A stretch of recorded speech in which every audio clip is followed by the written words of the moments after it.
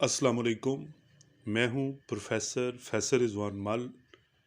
Dear students, आज का जो हमारा टॉपिक है वो है द पोएम फीट। इसको लिखा है एक मशहूर जो है ऑथर उर्दू लिटरेचर के, और ये पाकिस्तानी ऑथर हैं। इनका नाम है अहमद नदीम कासमी। अगर आप टाइटल को बड़े जो है वो ध्यान से देखें तो यहाँ पे एक चीज़ बड़ी क्लियर है कि जैसे किसी को कोई चीज़ खिलाई जा रही है, आइडिया जो डिपिक्ट हो रहा है, किसी को कोई चीज़ दी जा रही है। यानी कि आप ह्यूमन बींग्स के हवाले से जब हम इसको स्टडी करें तो फीडिंग पोजीशन के अंदर जो है इस बात को पेश किया जा रहा है। अब देखना ये है कि ये किस चीज़ को दिया जा रहा है, ये फीड किसको किया जा रहा है। और ये हम आम भी अपनी लाइफ में इस वर्ड को यूज़ करते हैं, फीड। इसी से वर्ड जो है, डियर स्टूडेंट्स आपको बताता चलूँ, वर्ड फीडर बनता है। फीडर जो वर्ड है वो क्या है, यानी कि जो आपको पिला रहा है, यानी कि जिसके अंदर दूध होता है, ये चाय होती है, बच्चे को पिलाया जाता है, वो क्या है, फीडर। यानी कि वो भी एक लविंग सेंस में उसको पेश किया जाता है। जिस बर्तन में, वो भी एक बर्तन ही है, ठीक है, जिसमें बच्चे को दिया जाता है। अब इस पोइम के अंदर, द फीड के अंदर जो है एक चिड़िया है और वो अपने 10 बच्चों की किस तरीके से लुक आफ्टर करती है। इस पोइम के अंदर जो है वो जो शायर है अहमद नदीम कासमी, उसने जो 2 व्यूज़ हैं रीडर्स के सामने जो हैं वो रखे हैं। जब हम एनालिसिस करते हैं इस पोइम का तो हमारे सामने आते हैं। Number 1 love of a mother है, और दूसरे नंबर पे जो है वो पावरफुल कंट्रीज़ हैं जिनके पास जो है एटॉमिक वेपन्स हैं और न्यूक्लियर पावर है। अब डियर स्टूडेंट्स, इसके जो इम्पोर्टेंट क्वेश्चन जो हैं वो आप अनकरीब जो है वो स्क्रीन पे देखेंगे। अभी ये देखें, ये लाइन जो हैं वो आपके सामने है। पूरी की पूरी पोइम जो है डिफरेंट कलर्स के साथ जो है, असल में ये कलर्स ऑफ मदर है। यहाँ पे माँ की जो मोहब्बत के रंग हैं इस पोइम के अंदर जो है वो रीडर के सामने जो है वो रखे गए हैं। इसका हर लफ्ज़ जो है वो ममता है। इसकी अप्रोच जो है वो देखें। अब क्वेश्चंस के हवाले से हम डिस्कस करते हैं। Let's move to the very first question. हाँ जी, what is the number and size of the sparrows young ones. Question 1 जो है, अब ये देखें तादाद क्या है और साइज़ क्या है उनकी। अब यहाँ पे जिस्मानी साख्त के बारे में बात हो रही है। नंबर 1 तो उनकी तादाद, और दूसरी उनकी जो जिस्मानी साख्त है बच्चों की, जो चिड़िया के बच्चे हैं उनकी साख्त के बारे में बात है। वो क्या है, तादाद और साख्त। इस क्वेश्चन को और सेकंड एस्पेक्ट के साथ इस तरीके से दिया जा सकता है, how many young ones are to be fat.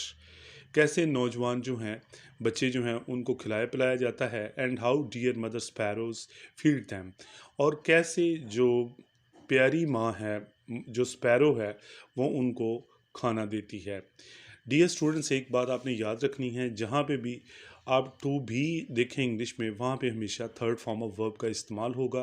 To के साथ फर्स्ट फॉर्म होती है, और टू बी के बाद should be, could be, would be, might be, may be, इनके साथ हमेशा थर्ड फॉर्म ऑफ वर्ब इस्तेमाल होती है। फीड, फेड, फेड, यहाँ पे आप फॉर्म ऑफ वर्ब जो है वो देख रहे हैं।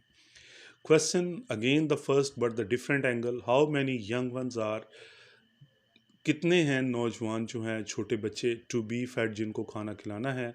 What does the sparrow hold in her beak. अब डियर स्टूडेंट्स, यहाँ पे आप देखें कि जो मदर स्पैरो है वो अपनी चोंच में क्या रखती है। अब देखें, ये क्वेश्चन टोटल उससे मुख्तलिफ है।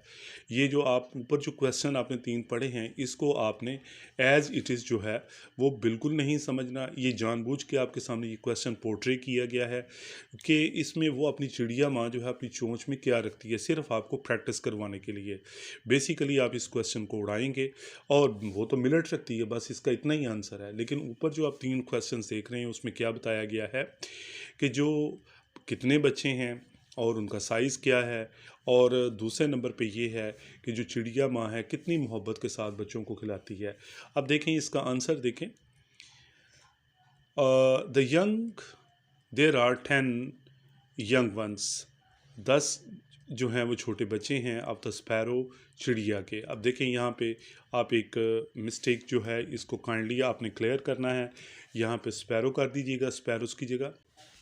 वो ऐसे ये जो आइडिया है आंसर का, dear student see that there are 10 young ones, 10 जो हैं वो बच्चे हैं किसके, ऑफ द स्पैरो, चिड़िया के। अब यहाँ पे लफ्ज़ आप स्पैरोज़ आपने देखा स्क्रीन पे, इसको आप काट दें और स्पैरो करें, इट्स अ मिस्टेक, ये टाइपिंग मिस्टेक है।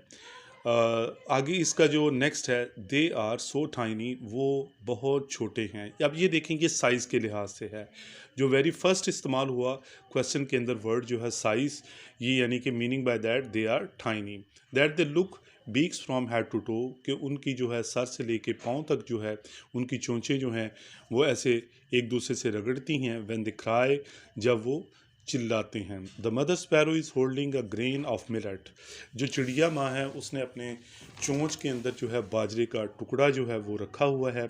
शी कम्स, वो आती है, टू फीड देम, उनको खाना खिलाने के लिए। अब ये देखिए बिल्कुल जो लास्ट पे क्वेश्चन था, what does the mother sparrow hold in her beak, कि चिड़िया माँ अपनी चोंच में क्या रखती है, उसका सिर्फ इतना सा आंसर है, the mother sparrow is holding a grain of millet, कि जो चिड़िया माँ है वो अपनी चोंच में जो है वो बाजरा रखती है।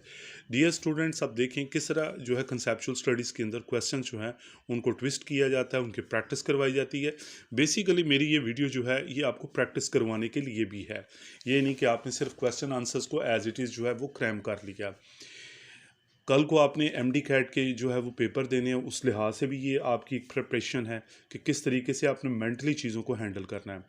Very important question, very very important question, what is the theme message of the poem the feet, क्या इसका मैसेज है, ये थीम है, मरकज़ी ख्याल है। डिस्कस करें और या bring out the main idea of the poem, जो पोएम का मेन आइडिया उसको आप डिस्कस करें।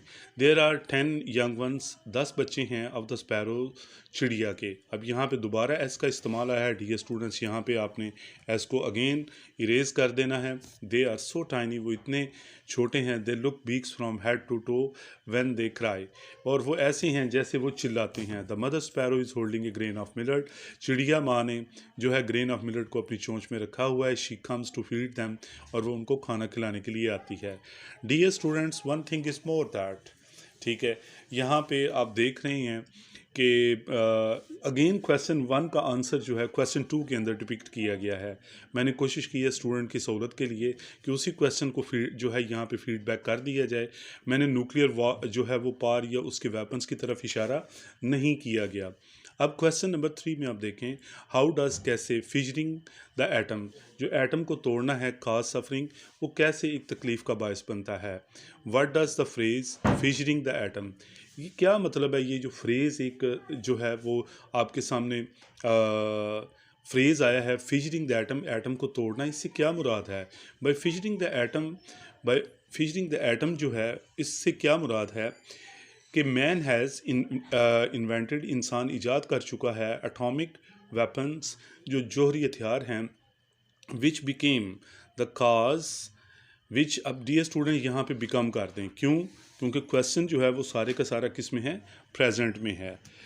Become the cause of destruction, क्योंकि इससे तबाही हुई, किसकी, हाँ जी, इन हिरोशिमा एंड नागासाकी, जो मशहूर शहर हैं जापान के, हिरोशिमा एंड नागासाकी, उसकी तरफ ये इशारा किया गया है।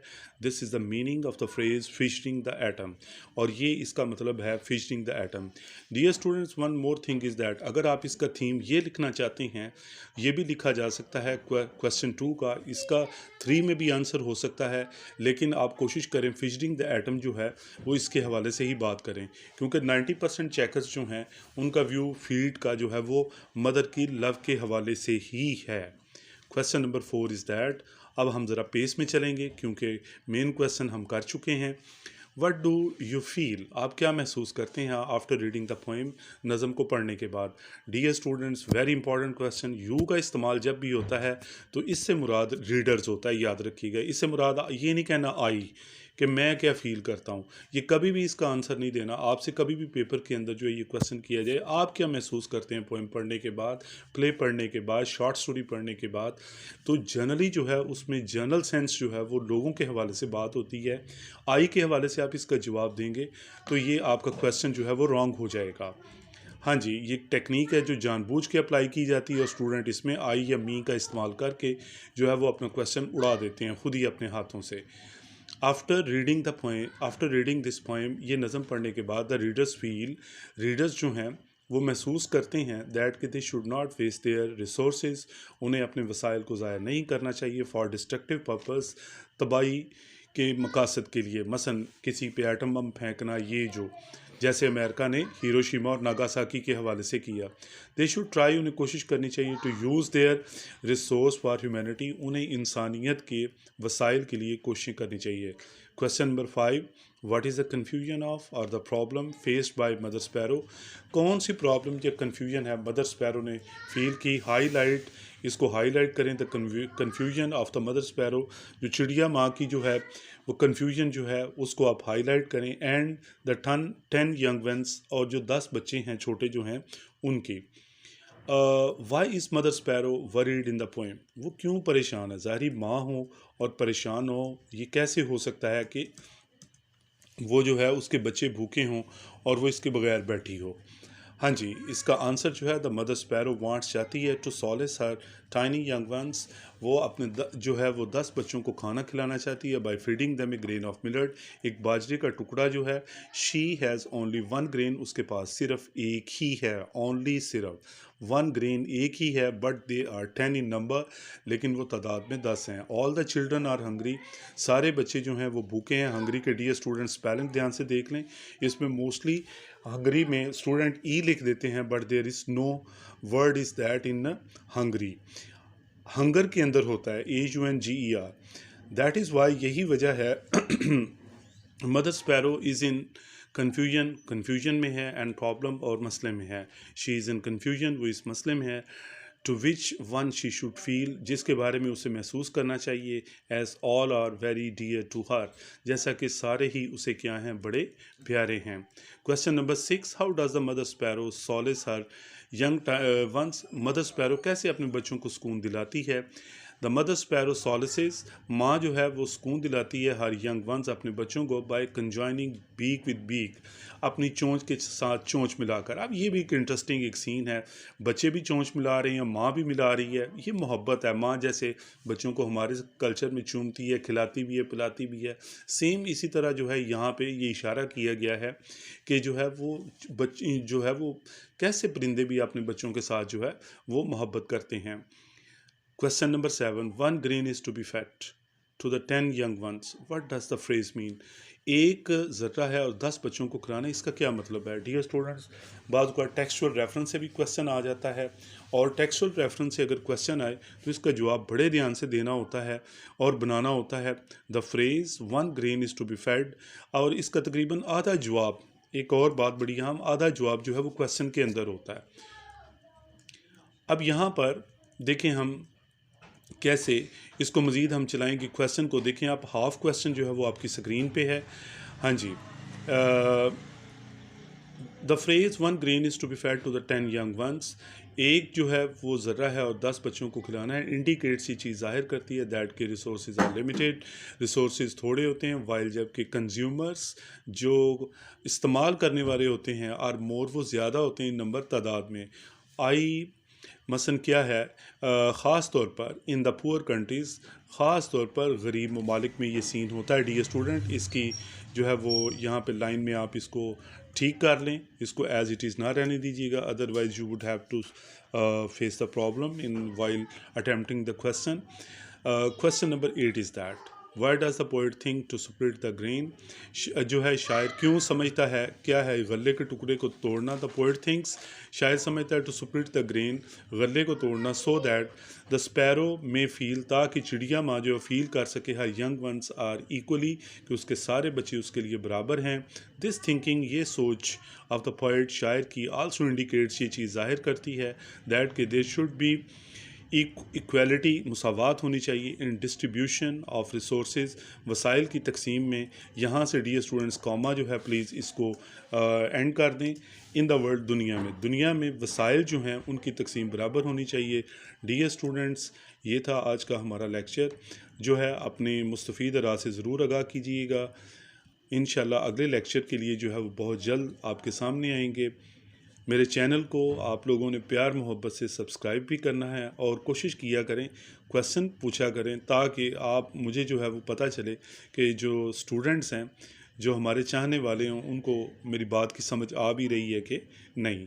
एनीवे डियर स्टूडेंट्स, ये जो ख़ास तौर पे कुछ स्टूडेंट्स ये चाहते हैं कि जी नोट्स जो है मैं अपनी वेबसाइट पे बना के दे दूं, तो इस तरह जो है वो मज़ा नहीं आता। इस तरह बातचीत भी हो जाती है और मेरा मैसेज भी स्टूडेंट को पहुंच जाता है। Thank you so very much. अपनी दुआ में याद रखिएगा। अस्सलाम वालेकुम। अल्लाह हाफिज़।